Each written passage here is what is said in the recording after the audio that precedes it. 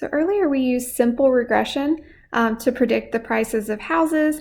Now we're using multiple regression to predict the price using both size and location, so whether it's on the lakefront or not. And you may have noticed that depending on which model you use, the slope here is a little bit different. So why does the slope change? If we look at multiple regression, that slope is still showing us the relationship between size and price, right? That's the purpose of that slope. It shows the relationship between size and price. But remember, when you're talking about multiple regression, you always have to say after adjusting for other variables in the model. So in this case, we're showing the relationship between size and price after adjusting for location. So if we think about what that means on the graph, adjusting for location or holding location constant means that we look at each group separately, right? So we have a separate line for the lakefront houses and the non-lakefront houses.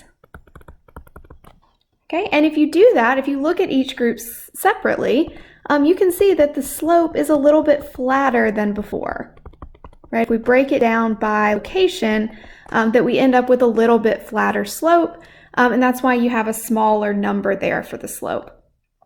To understand why this works, it kind of helps to go back to what we said earlier in the class about confounding. So basically, with this slope, we're interested in the relationship between size and price, but we also need to take into account location. Okay, so obviously there's a relationship between location and price, right? We can see that the lakefront houses tend to cost more. So lakefront tend to cost more. But there's also a little bit of a relationship between location and size.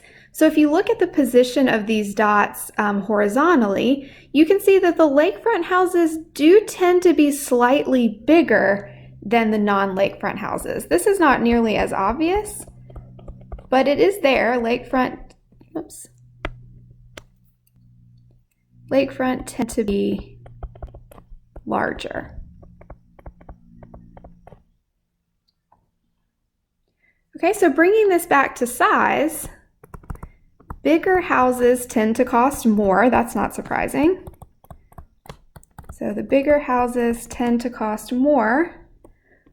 But that's partly true because they're more likely to be on the lakefront.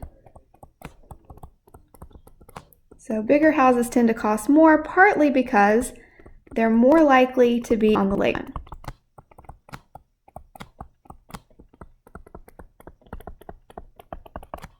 So that's another way of thinking about why the slope goes down after adjusting for location. So the slope goes down after adjusting for location, because now we're only looking at the part of the change in price that's really due to size. We're taking out that part that was actually due to location to begin with. So this is a way to address confounding because we're trying to break apart which part is due to size and which part is due to location. So to give you a little bit of practice with what it means to interpret slopes adjusting for other variables, let's look at another example. So some of you have taken a class with me before, have already seen this one, but there's a positive association between height and spelling. So you can see here that there's a positive trend if you look at all of it together. What's the confounding variable here? It's age, right? That the people who are older, if we look at the open circles, which are showing fifth graders, they tend to be both taller and better spellers, whereas the first graders tend to be shorter and they tend to be worse spellers.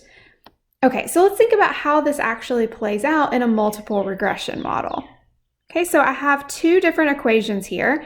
I have a simple regression equation that has only height as a predictor. And then I have a multiple regression equation that has both height and grade as a predictor. So think about, in each of these models, is the slope B1 going to be positive, negative, or close to zero? And to answer that, you want to think about how the interpretation changes. So I'll give you a second, pause the video, and see if you can decide what the slope is going to look like in each of those models. Okay, so in the simple regression model, the slope for height is going to be positive. Because if you think about simple regression, it ignores grade altogether, right? It just treats all of these dots as the same. And looking at the trend here, we can definitely see that there's a positive trend relating height and spelling ability. So if we just look at it as simple regression and we ignore a grade, then we're going to get a positive slope there, right?